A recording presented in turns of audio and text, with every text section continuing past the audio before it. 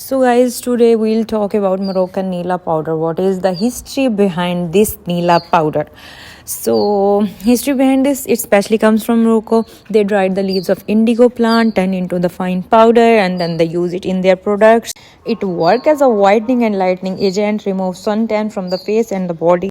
हम इसको अपने स्क्रब्स में यूज़ कर सकते हैं, हम अपने क्रीम्स में यूज़ कर दे सकते हैं, डे क्रीम्स में. देन हम इसको अप्लाई कर सकते हैं विद द सोप. इसको अप्लाई करने का मकसद है, एक तो इसका क्विक रिजल्ट है, ये हमारे फेस को वन टाइम में ही वाइटनिंग इफेक्ट दिखना शुरू हो जाता है हमारे फेस. कुछ लोग अवॉइड करते हैं फार्मूला क्रीम्स यूज़ करना और उनको शौक भी बहुत होता है कि हम गोरे चिट्टे हो जाएं.